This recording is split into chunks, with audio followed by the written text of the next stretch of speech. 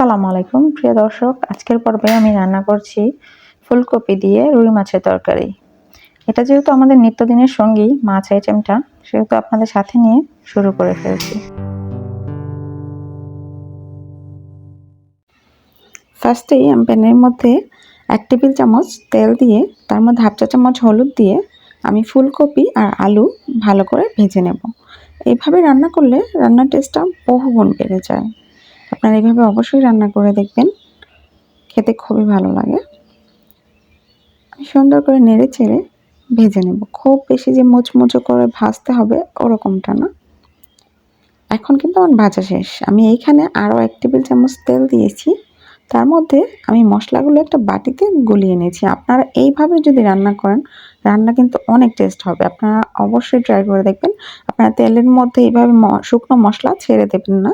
এভাবে মশলা রেডি করে দেন আপনারা রান্নাটা করবেন।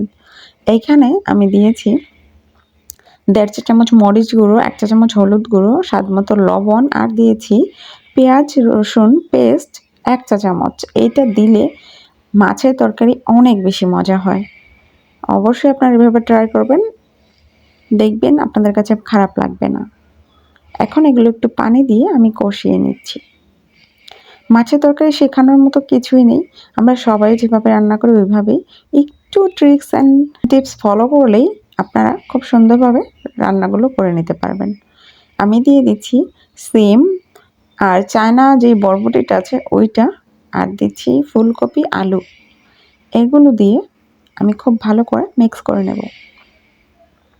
সবজি আপনারা আপনাদের ইচ্ছে মতো অ্যাড করতে পারবেন, কিন্তু শীতকালীন যে সবজিগুলো আছে ওইগুলো দিয়েই আমি করছি। এখন এগুলো একটু মিক্স করে ঢাকনা দিয়ে ঢেকে দেব। কিছুক্ষণ কষিয়ে নেব।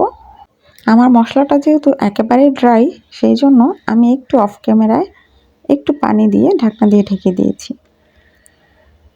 এখন একটু কষিয়ে নিচ্ছি, পানিটা শুকিয়ে নিচ্ছি।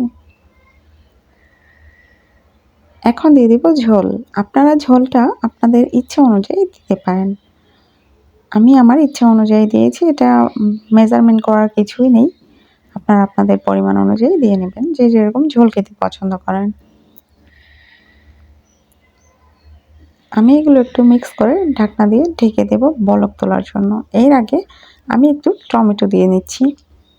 টমেটো দিলে এটা টেস্টটা অনেক বেড়ে যায়। তারপরও অপশনাল, আপনারা যদি না চান নাও দিতে পারেন। দেখুন আমার সবজিটা কিন্তু অনেক সুন্দর হয়ে গেছে, সুন্দর করে বলক চলে এসেছে। এই পর্যায়ে আমি কিন্তু দিয়ে দিব মাছ।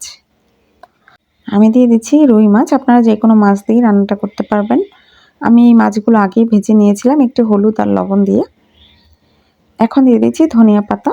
আমার রান্না কিন্তু অলমোস্ট শেষের দিকে। দেখুন আমি দেখিয়ে দিচ্ছি কাছ থেকে। আমার রেসিপিটা কিন্তু অনেক লোভনীয় লাগছিল, মানে সাদা ভাতের সাথে একেবারে পারফেক্ট একটা আইটেম। এভাবে ভাত খেলে কিন্তু বাঙালি যাকে বলে আর কি, পেট ভরে ভাত খাওয়া যাবে। আমি দিয়ে দিচ্ছি কাঁচা মরিচ, লাস্টের দিকে দিলে ফ্লেভারটা খুবই ভালো থাকে, কালারটাও সুন্দর থাকে। দেখুন আমার তরকারিটা কিন্তু খুবই সুন্দর হয়েছে। আমার এরকম ডিফারেন্ট রান্না পেতে অবশ্যই আমার চ্যানেলটা সাবস্ক্রাইব করে পাশে থাকা বেল বাটনটি অন করে রাখবেন, যেন আমার সব ভিডিওর নোটিফিকেশন আপনাদের কাছে টাইমলি পৌঁছে যায়। আর ভিডিও ভালো লাগলে একটা লাইক, একটা কমেন্ট, আর পারলে একটা শেয়ার করে রাখবেন প্লিজ। সবাই ভালো থাকবেন, আমার জন্য দোয়া করবেন। আসসালামু আলাইকুম। আর আমার চ্যানেলটা পাশেই থাকবেন।